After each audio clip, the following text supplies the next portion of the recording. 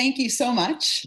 What an honor. I couldn't be more thrilled. I visited York University 3 years ago when I gave exactly that Ken Dixon lecture, and I fell in love with the place so much. I now have a son there, and I've got 3 other kids, so I'm going to end up having my whole family hopefully going to York quite soon.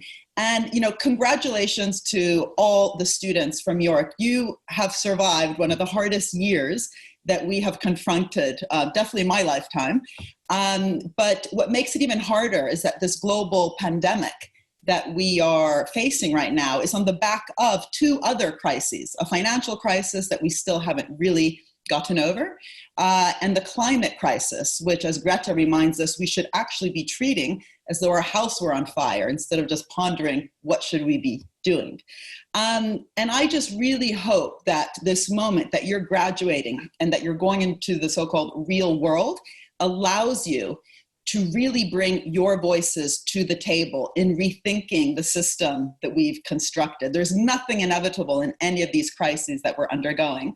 They are all in some ways man-made, and we need new agency. We need sincerely new voices. And, thank you, Chancellor. Thank you, Andrew, for your introductions and speeches. And I think, my message really is that we need to make this period an uncomfortable one. We need to all get very uncomfortable. And what I've been trying to do in recent years in terms of rethinking the state, this is a moment for the state to ask itself how it's lost so much capacity to govern not just a global crisis, but even to do some pretty basic things like getting personal protection equipment to our frontline workers. And to do that, we need to rethink the different actors in the economy. So yes, we have state institutions, we have different types of business institutions, and we have different types of civil society and nonprofit institutions. And often what we sometimes forget is it's especially the latter that have really brought some of the most progressive change in the history of capitalism. So social movements have been extremely important. And this generation that's graduating now is, of course, the generation of Fridays for the Future, of Black Lives Matter, 2 incredibly important movements. But we need to nest that in our understanding of how, again, movements are critical to actually driving a better form of society, a better form of capitalism. We wouldn't have weekends without trade unions that fought for that.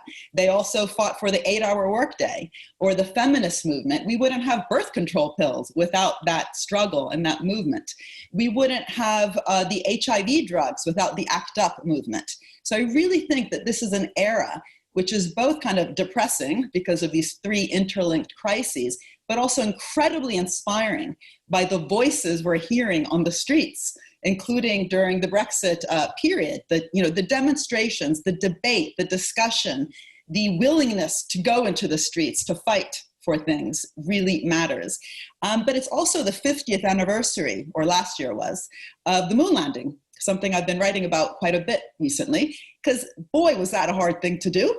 And couldn't we apply that same kind of moonshot thinking to the biggest problems of our time? We have 17 sustainable development goals, 169 targets beneath them. Can we really get moonshot thinking to get public, private, third sector, and citizens together to do something as bold as getting to the moon and back again was?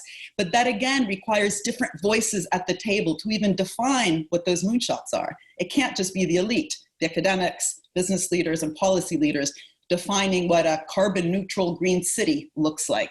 We need, workers' voices at the table. And there is a whole movement out there around the just transition to make sure that these transitions, like the green transition, are just, but they shouldn't just be reacting to make sure it's just. We need those voices ex ante at the table. And this is really my message, I guess, to you, to keep fighting, to make sure that we really are thorns in each other's sides, that if we do talk about mission-oriented thinking and moonshots, it's a moment of discomfort, of actually asking, how can we really do things differently? So even now with the bailouts going to the companies, what does it mean to give out money to different sectors that are actually conditional on those sectors transforming and becoming part of a more inclusive and sustainable form of capitalism? So, conditions for the airline sector, for example, to lower its carbon emissions in exchange for this massive amount of support that no doubt they deserve and will be getting. Anyway, this is the moment, I think, to walk the talk of a word which this year in Davos was everywhere: stakeholder capitalism and purpose. And I just hope that you are at the table really defining how to do that in an uncomfortable way for all of us, but also in the most progressive way that can really drive our society and economy in a much more sustainable and inclusive direction. So thank you so much. It's a massive honor.